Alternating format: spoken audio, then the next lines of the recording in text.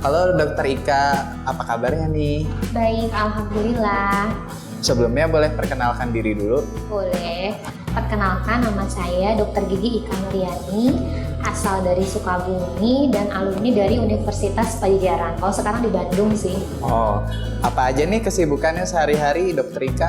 Kalau sehari-hari jelas, yang pertama saya memang sebagai ibu rumah tangga, tapi juga tetap berprofesi sebagai dokter gigi di Kota Bandung. Kemudian juga saya aktif di komunitas Perempuan Muda Karya, jadi komunitas ibu-ibu muda di Kota Bandung.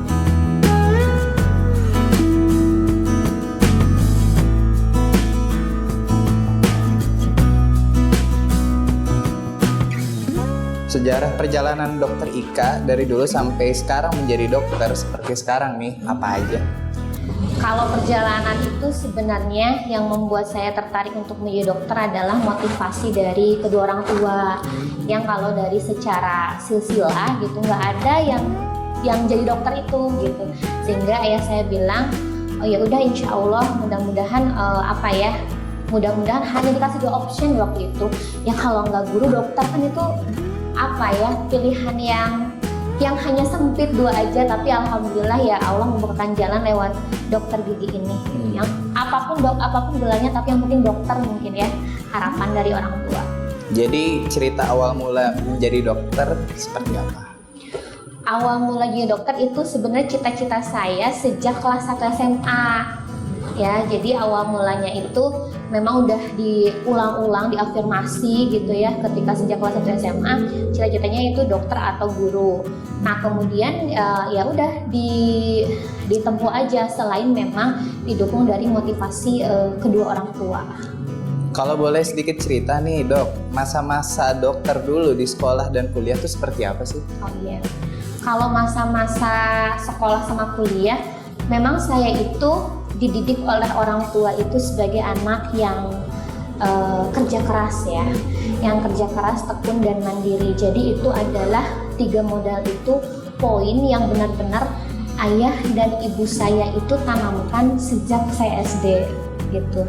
Jadi awal mulanya itu dari sana, sehingga meskipun memang awalnya kan saya dari daerah ya. Meskipun memang kapasitas daerah itu kategorinya mungkin katakan mampu, tapi ibu saya mendidik saya untuk hidup mandiri dan hemat. Sehingga itu terbawa kebiasaan, dan awalnya juga untuk menjadi dokter itu sebuah hal yang tidak mungkin bagi anak kampung. Sejujurnya kan saya daerah dari pelosok gitu.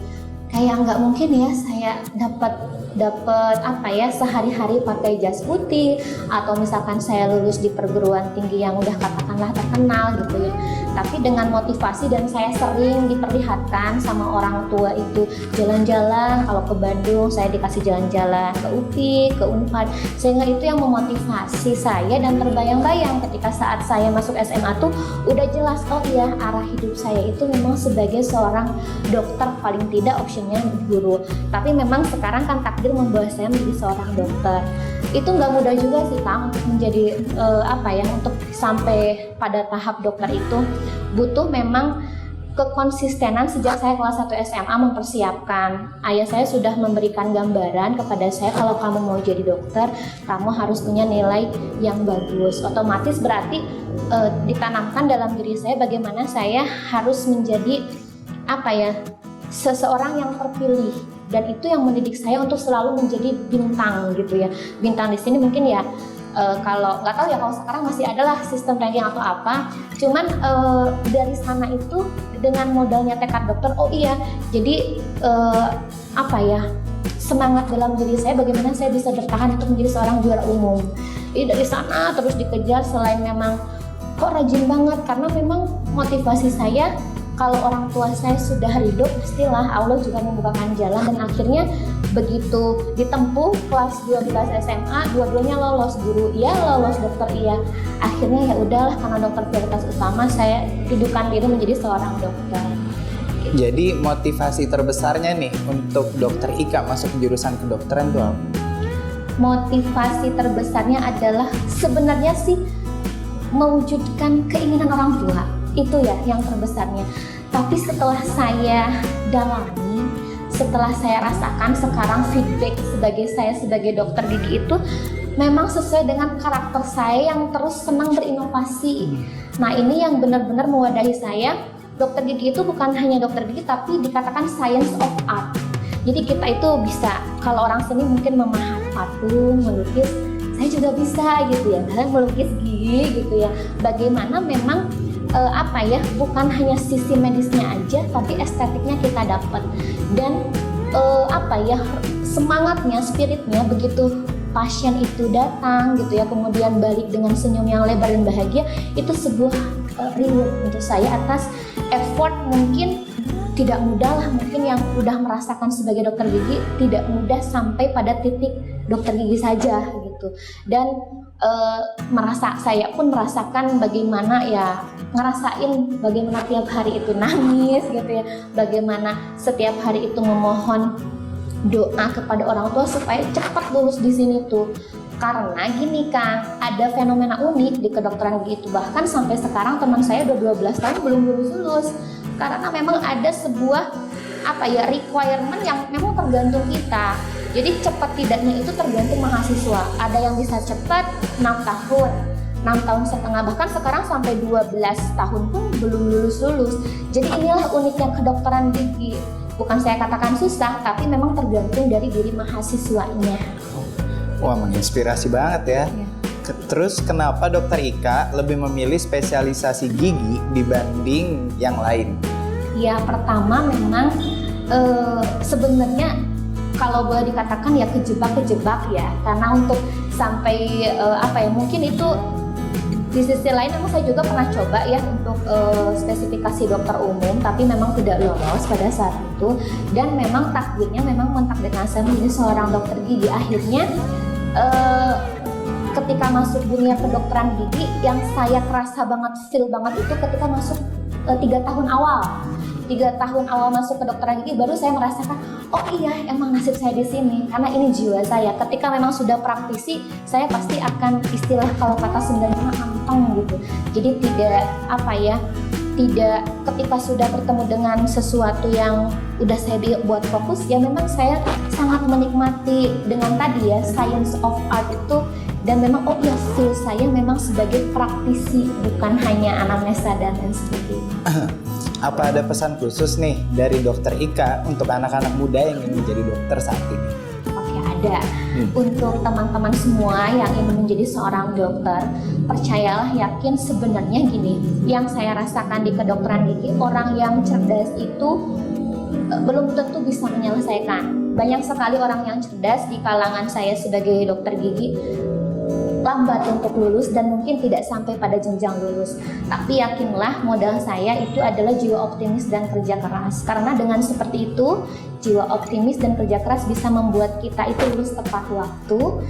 Dan untuk teman-teman yang mungkin ingin menjadi seorang dokter, yakinlah memang jika usaha kita sudah maksimal, dan juga jangan lupa ya syaratnya itu minta doa orang tua, karena orang tua itu buat saya itu pembawa jalan kemudahan untuk kita sampai menemukan tujuan hidup kita. Kemudian ya tadi usaha upaya keras dari kita itu harus maksimal. Insya Allah Allah itu kan sesuai dengan prasangka hambanya. Kalau itu takdir yang terbaik pasti itu akan diberikan.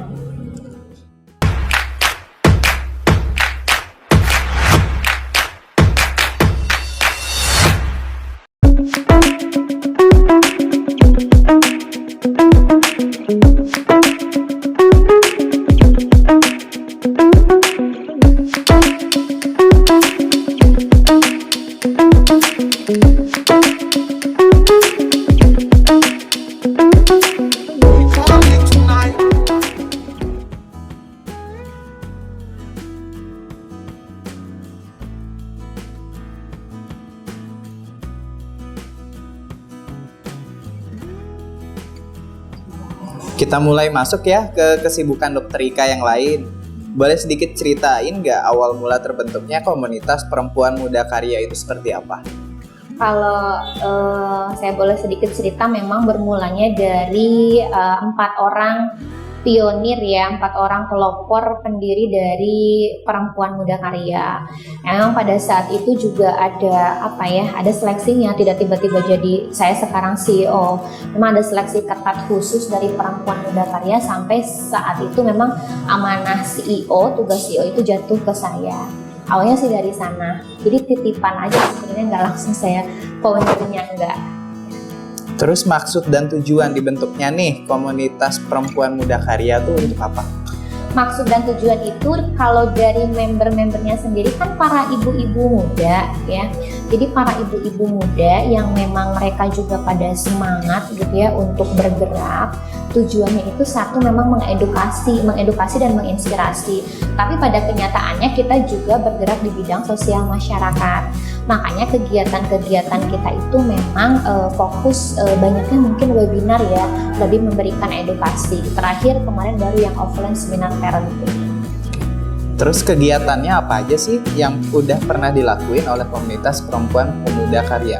Oke, kalau kegiatannya itu untuk yang kegiatan charity-nya itu udah terselenggara di bulan Maret. Yang itu memang melibatkan hampir 14 influencer di Kota Bandung.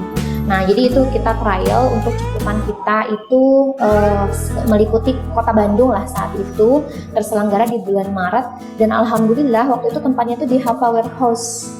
Ya, antusiasmenya luar biasa, dan memang itu gebrakan pertama saat di launching pertama Perempuan Muda Karya saat memang sedang proses legal. Nah, kemudian ya melihat antusias itu sampai akhirnya saya juga hasil dari sana pun langsung kita alokasikan ya untuk santri tahfiz, dan memang sambutan dari para influencernya itu juga cukup antusias ya. Antusias di sini mereka siap untuk berkesinambungan dari tahun ke tahun. Kemudian selain di kegiatan charity, kemudian bazar, kita juga aktif di kegiatan edukasi. Edukasinya macam-macam. Ada edukasi tentang reproduksi kesehatan wanita, kemudian ada edukasi bisnis, terakhir itu tentang gizi. Pematerinya juga yang diharapkan adalah pemateri yang memang punya kapasitas di sana ya. Jadi kita harapkan tenaga-tenaga profesional yang sudah bersertifikat gitu. Kemudian yang terakhir, karena kita macam-macam, yang penting lingkupnya adalah perempuan. Nah, yang terakhir itu kemarin tentang seminar parenting, dan itu benar-benar itu kalau buat saya itu acara boomnya gitu ya, acara boom yang antusiasnya alhamdulillah pada saat itu dihadiri sekitar mungkin 130 peserta bisa didatangkan, dan itu membuat membuat sebuah spirit baru bahwa harapan kedepannya mudah-mudahan lebih besar lagi Perempuan Muda Karya ini. Harapan besar nih dari seorang Dokter Ika sebagai CEO terhadap komunitas ini tuh apa? Harapan besarnya itu komunitas ini bisa menasionalkan. Kalau kemarin gitu ya, kalau saya melihat dan mengamati secara cakupan provinsi mungkin sudah kepegang. Karena memang yang kita libatkan kan Ibu Wagub gitu ya. Kemudian juga sambutan dari kalau misalkan aparat-aparat pemerintah di Kota Bandung, kita juga sudah menjalin relasi ya, seperti Umi Odep gitu, yang udah sebagai beliau bisa siap membantu lah gitu. Jadi harapannya kita semakin mengepakkan sayap ke ranah nasional. Sekarang concernnya awal tahun. Terus ke depannya nih bakal ada rencana atau program komunitas apa yang bakal dilakuin? Program komunitas yang sekarang akan digelar itu tanggal 22 ya, tapi diperingatinya tanggal 24 Desember. Kan kita kenal 22 Desember itu adalah Hari Ibu, cuman kita kan itu tepatnya mungkin hari Kamis ya. Makanya kita adakan di hari weekend tanggal 24 yang memang di sana itu mengangkat para perempuan yang aktif di pergerakan perempuan. Karena pada dasarnya sebenarnya sebelum tanggal 22 Desember itu diresmikan oleh Presiden Soekarno sebagai Hari Ibu, ternyata sejarahnya adalah Kongres pertama perempuan di Bumi Pasundan. Maka yang diangkat adalah wanita-wanita pergerakan. Kemudian di awal tahun, launchingnya insya Allah nanti bulan Maret, ada yang namanya Duta Perempuan Peduli Generasi dari Perempuan Muda Karya. Nah, itu diharapkan memang itu seleksi khusus buat para volunteer-volunteer yang memang nanti mereka diutus menjadi duta-duta PMK. Makanya itu yang langkah nasionalnya mungkin ya, insya Allah. Semoga lancar ya, Dok. Terus apa nih yang dokter tahu nih tentang produk dari Donatello? Yang saya tahu produk dari Donatello itu kan terkenalnya saya juga sebagai pengguna sepatunya, kemudian tas, kemudian aksesoris juga. Kalau saya lihat di stoknya juga ada.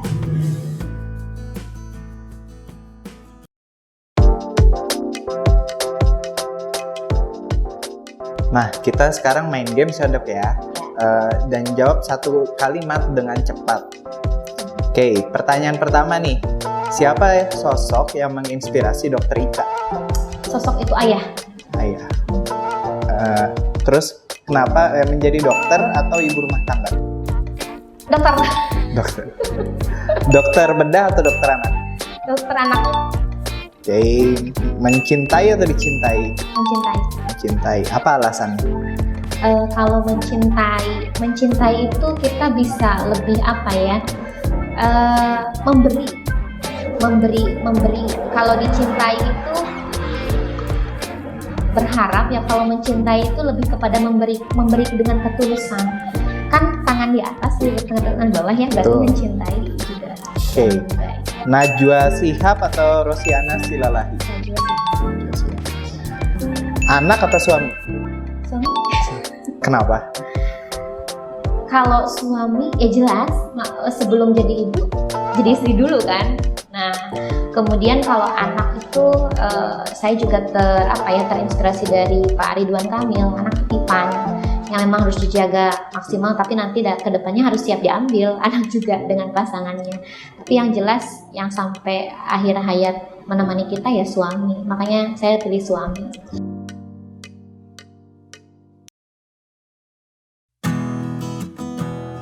Teruslah menjadi wanita yang bergerak.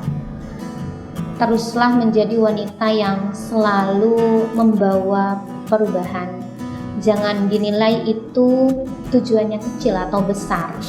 Karena yang kita rasakan itu adalah memang dengan kita terus bergerak pasti kita akan mampu memberikan sebuah perubahan.